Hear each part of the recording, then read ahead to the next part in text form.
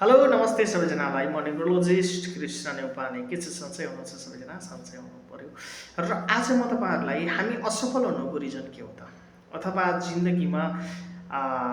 कुनै पनि क्षेत्रमा गए पनि सफलता नमिल्नुको कारण के हो त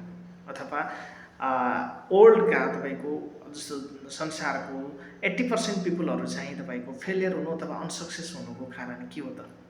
त्यसमा हामी पनि पर्छौँ फेरि है त त्यसमा आफूलाई पनि बुझ्नु पऱ्यो त्यसैले गर्दाखेरि मेन पोइन्ट 3वटा पोइन्ट छ है त हामी असफल हुनुको रिजन 2वटा छ र तपाईँको यसलाई चाहिँ कसरी चेन्ज गर्ने अथवा यसलाई रिकभर कसरी गर्ने भन्ने कुरा चाहिँ एउटा छ है त त्यसलाई चाहिँ ध्यान दिएर सुन्नु होला हामीले सबभन्दा पहिला राइट चोइस अफ प्रोफेसन भनेको तपाईँ हामी जन्मन बित्तिकै हामी के काम गर्ने हो कुन क्षेत्र जाने हो जब गर्ने हो कि बिजनेस गर्ने हो भन्ने कुरा सबै चिज हाम्रो डेट अफ बर्थमा हुन्छ त्यो जान्न जरुरी छ यदि त्यो थाहा पाएन भने मान्छे जिन्दगीमा कहिले पनि काम लाग्दैन है त जस्तो काठमाडौँ जाने मान्छे यता धनगढीतिर लाग्यो भने कहिले पनि काठमाडौँ पुग्दैन अर्को चिज छ राइट टाइममा राइट डिसिजन जस्तो सही टाइम कति बेला त यति टर्बुलेन्ट पिरियड आएको बेलामा हामीले फेरि सही डिसिजन जस्तो